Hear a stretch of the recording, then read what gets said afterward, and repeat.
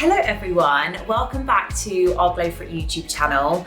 I'm excited for today's episode. It is our first ever Daisy Diaries. I didn't come up with that, Sharon did, but I feel like it's very cute.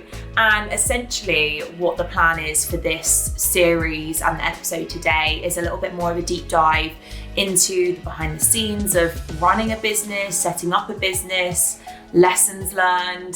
And I just think it'll be a nice opportunity if anyone is thinking of starting a business, needs that extra bit of motivation or has questions to ask, we can kind of answer them for you hopefully in this new series. So Daisy Diaries, first episode today, and it's going to be an exciting one because we've got lots of questions and lots to talk about. We thought this would be a good first episode because we are actually approaching Glow For It's 5th birthday, which feels absolutely crazy to say. It's in the next couple of days and I cannot believe it has been now 5 years since I started the business.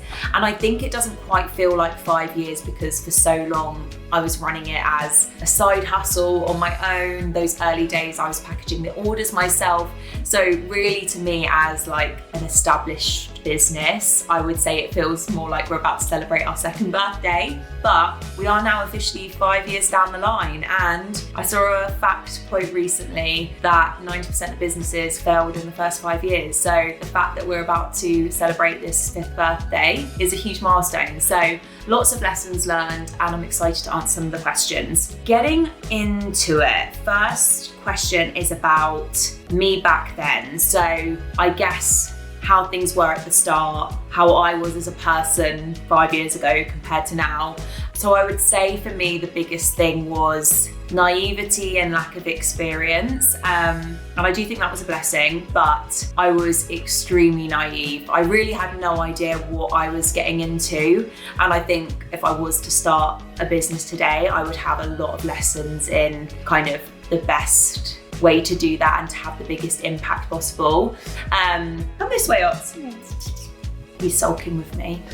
But yeah, I think some of my key lessons or things I would change if I was starting again now would be to have that really clear plan and always starting with your why. You know, why are you starting this business? And I think very quickly, if your intention is to make money or to scale, that quickly gets exposed. For me, there was always a greater purpose. And to be honest, it was a journey of self-reflection as much as it was growing and expanding a business and a product line. And we still have so much still to do. So it's a continuous journey. But I would say being really clear on your why and your key objectives for the business. What is it you want to see from this business? What is it you want it to reflect? How do you want it to make people feel? Sorry, that was Otto again. But I think if you're really clear in that from the get-go, it puts you in a really positive position.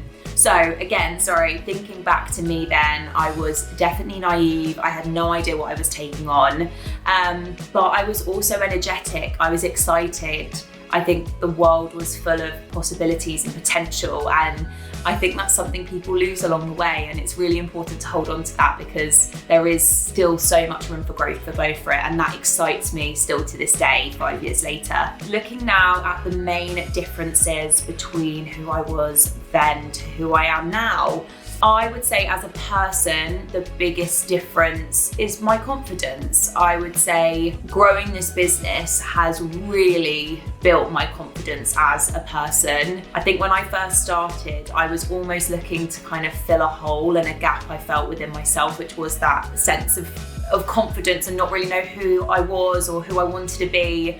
And really going through this process of building a business, you have to become so self-assured because everything around you is constantly in question. So if you're questioning your own character and your own morals and beliefs, then that's really going to damage the business. So I would definitely say my confidence has been really transformed. I was very much a people pleaser. I still have tendencies that way, but definitely in business, always leading with fairness. And that's something I really strive for and pride myself on, being incredibly fair to the people around you. But you have to lead with confidence, determination, and a sense of self-assurance. So yeah, I would say people pleasing tendencies, I don't know, it will lead to poor decisions really, because you're you're saying yes to things that maybe you don't quite believe in because you want to make people happy, but you always need to be steering the ship and deciding, actually, is this the best decision for the business, even if, that does upset someone along the way.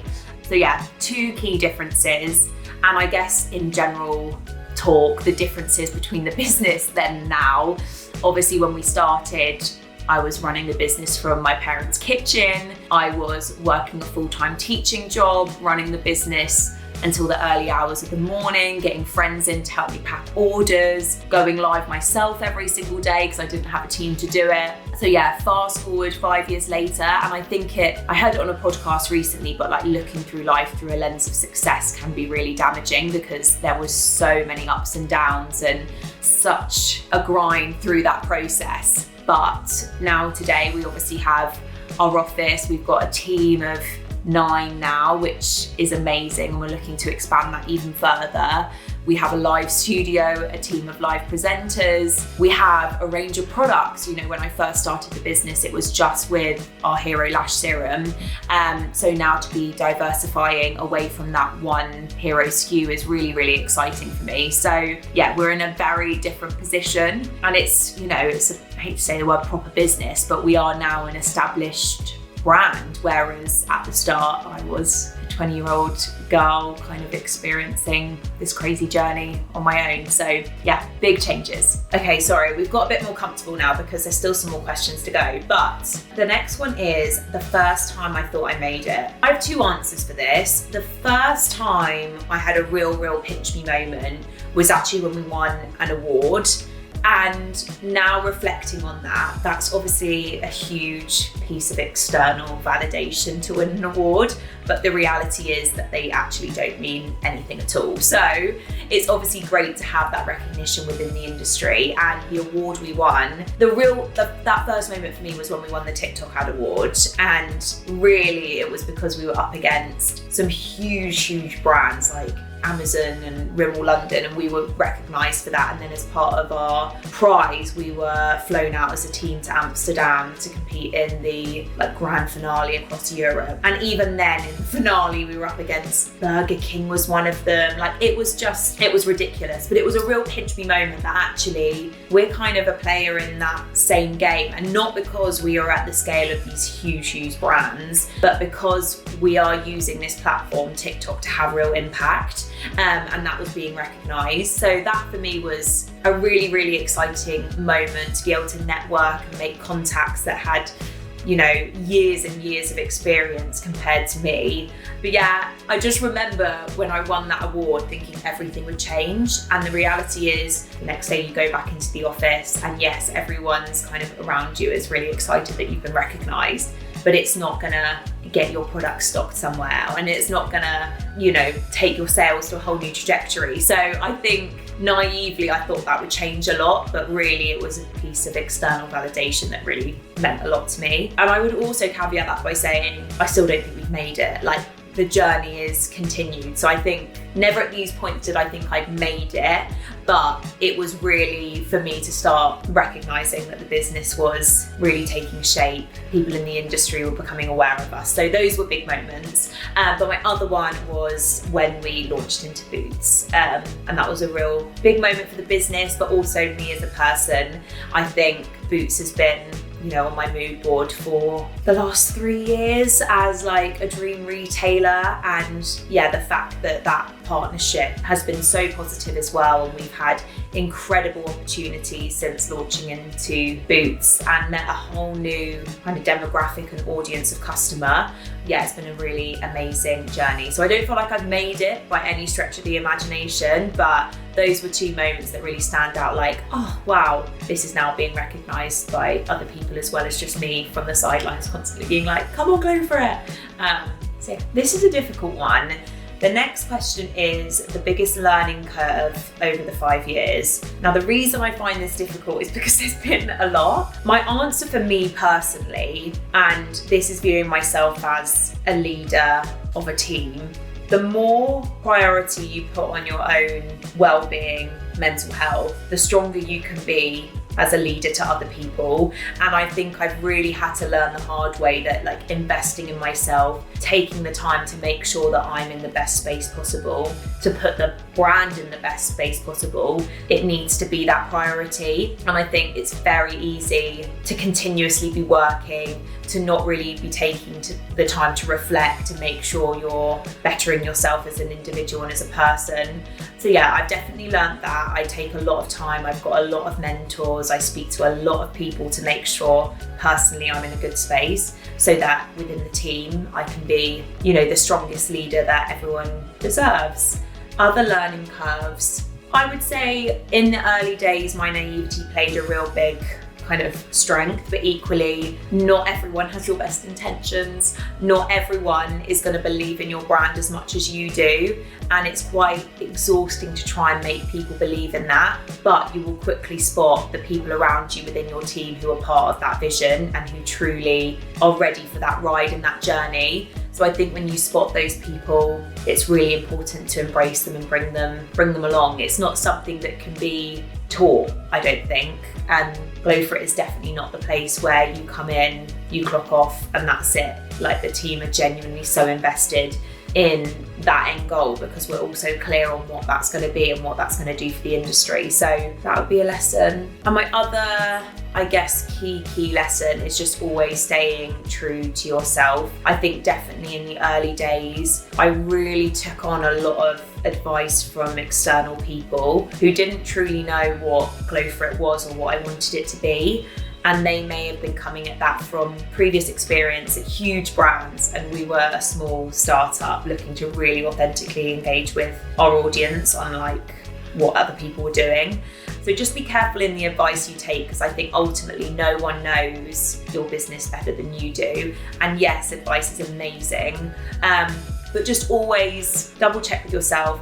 Is that advice getting me to where I want to go? If not, okay, maybe I can take pieces of that and rework it to ensure that I'm still hitting my end goal and following that North Star, as I know a lot of people say, but I think you need to be really clear on that. Okay, and our final question is asking about any teasers for, I guess, the next 5 years, but ultimately what's coming soon. So I'm very, very excited, one, to have reached the 5-year mark at Glow For It, but to be now entering this new chapter that I feel is truly, truly going to take us to the next level. I think we've done some brilliant things so far in our journey, but I know so wholeheartedly that what's still to come is going to be the best.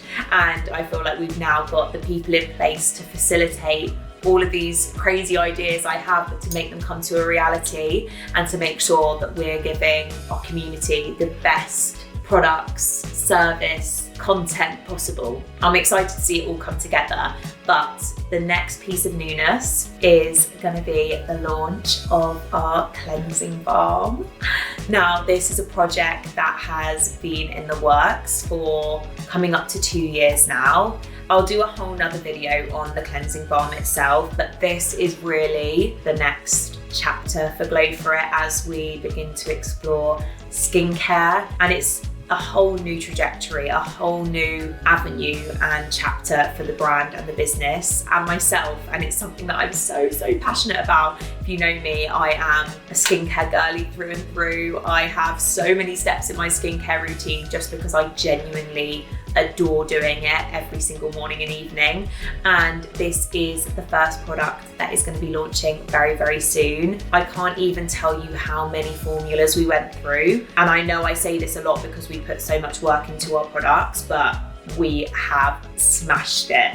This formula, I have tried probably all the cleansing balms, maybe not all of them, but most of them on the market. I have never tried anything that is so buttery and that removes my makeup so well without stinging my eyes and becoming greasy, etc. So overall, I just genuinely believe this new chapter of Glow For It is going to put us on a whole nother trajectory, and I'm so excited. So that is the end of today's video, first episode of Daisy Diaries. I hope you all enjoyed.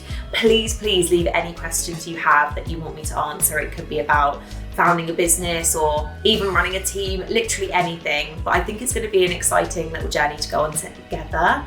And yeah, happy 5th birthday to Glow For It, coming very, very soon. Keep your eyes peeled for lots of newness coming. So make sure you like, follow and subscribe. And thank you as always for joining. So excited. We'll see you all very, very soon.